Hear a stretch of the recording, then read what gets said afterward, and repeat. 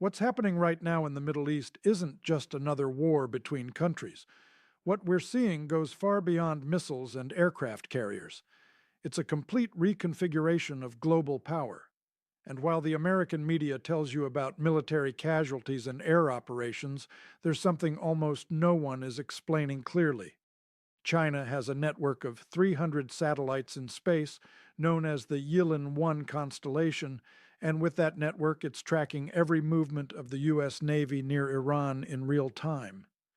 This isn't a theory, it's not speculation. It's what defense analysts, intelligence reports, and specialized media outlets are documenting right now, at this very moment in history. And the question you should be asking yourself isn't whether this is true. The question you should be asking yourself is, why hasn't anyone explained it this way before? Look, when you study the history of capitalism and imperialism, as we have for decades, you learn to read events not as accidents or heroism, but as moves on a much larger chessboard. And what we are witnessing today is exactly that, a chess move that China has been preparing for years, and that now, in the midst of this conflict between the United States, Israel, and Iran, is revealing its consequences with a clarity that should concern any citizen living within the borders of this country. Let's start with the facts, because facts are the basis of all honest analysis. The Iranians and the Houthis have had access to the latest Chinese technology in the form of imagery provided by the Changguang satellites, fed from a network of 300 Mini-Yilin 1 satellites orbiting 375 miles deep. This system can produce images with up to half a millimeter of resolution, including hyperspectral optics and live video of moving targets. Think about that for a moment. Live video of moving targets. And that means if the aircraft carrier USS Gerald R. Ford is sailing toward the Persian Gulf, there are Chinese eyes in space watching it move. Not with a 12-hour-old photograph, but with real-time video. The Shanghai-based company Mizar Vision has been posting satellite images of U.S. military activity on social media over the past week, including the movement of naval vessels and the location of combat and support aircraft. Several of the assets and facilities posted by Mizar Vision were subsequently targeted by Iran in missile and drone strikes. Stop here for a second. That's not just a company posting pictures. That's intelligence turned into targeting. That's information that translates into bombs falling on U.S. military installations, and the chain starts with Chinese satellites. Now, someone might say, but Mizar Vision is a commercial company, not the Chinese military, and that distinction in the world we live in no longer means anything, because in China, as in any capitalist state with imperial ambitions, the line between commercial and military is extremely thin, almost invisible. Analysts describe the arrangement as a division of roles in which Chinese space assets support Iran's regional strike capabilities. They characterize the cooperation more vividly as eyes and fist. China's satellite fleet, comprising more than 500 dual-use military and civilian satellites, forms the backbone of this intelligence sharing structure, eyes and fist. China provides the eyes, Iran provides the fist, and the United States takes the blows without fully understanding where the guiding vision originates. And there's more.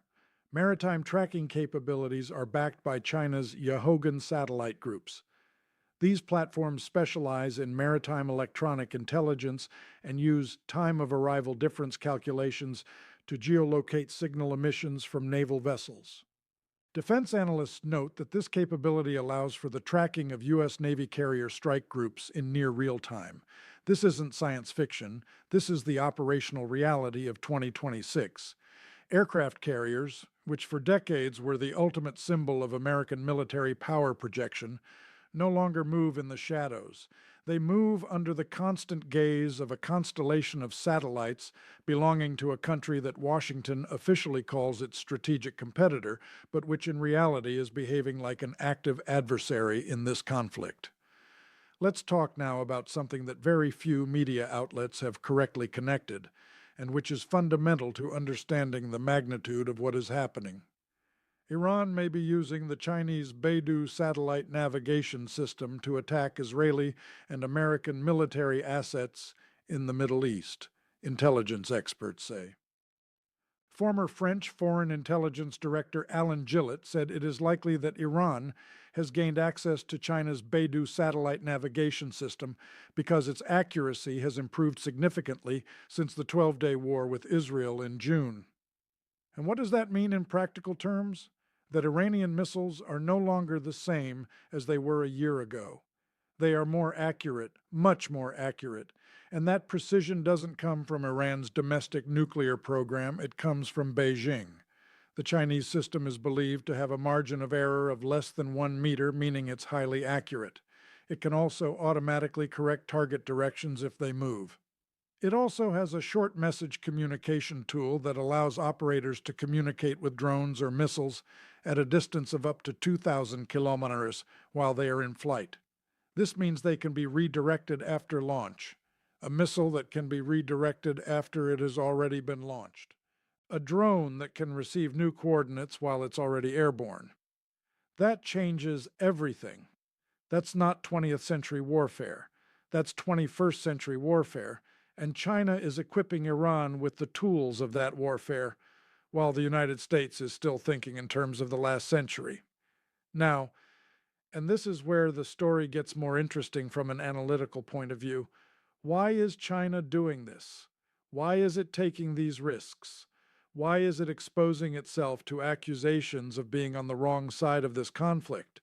The answer requires us to abandon the moral narrative and enter the logic of power.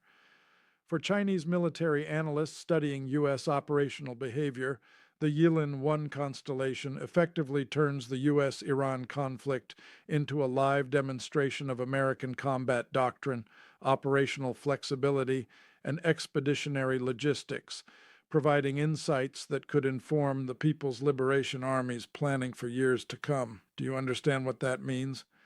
For China, this war isn't just someone else's war, it's a laboratory. It's a live experiment where they are learning exactly how the most powerful war machine in the world works. They are seeing how the U.S. Navy reacts under pressure.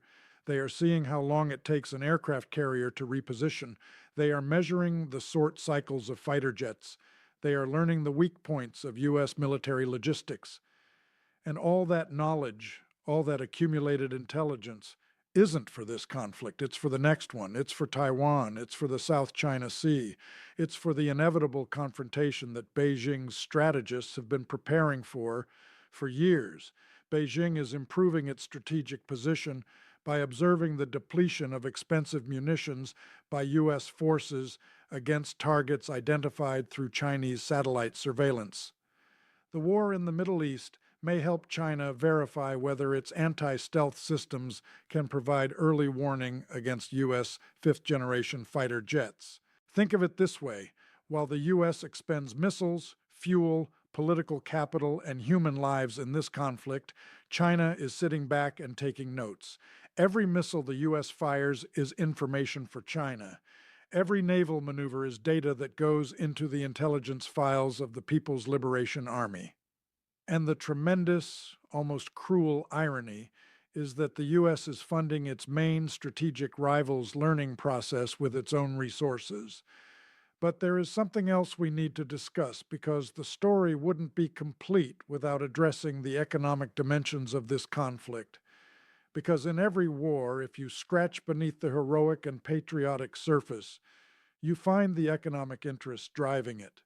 In late 2025 and early 2026, Iran intensified its eastward-looking policy, finalizing a 20-year comprehensive strategic partnership treaty with Russia and accelerating its 25-year cooperation program with China. That's not diplomacy, that's a first-rate geopolitical reconfiguration. That's Iran telling the world the future isn't in the West, it's in the East. And that move has direct economic consequences for every person living in this country, for every family that pays its bills in dollars, for every worker who fills their gas tank at any station in the United States.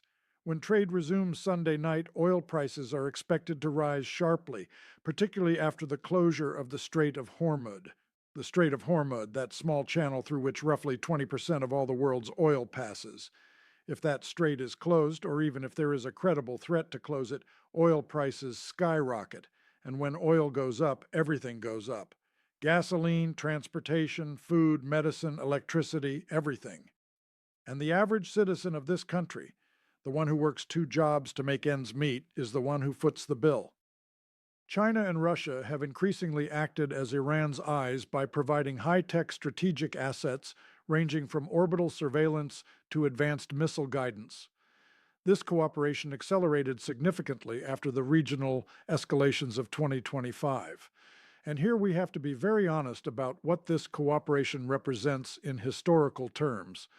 For decades, the Western power system, led by the United States, operated under the assumption that any country that challenged the global order would suffer the consequences of isolation. Sanctions, economic embargoes, financial pressure — that was the control mechanism Washington used against Iran, against Russia, against any country that stepped out of line.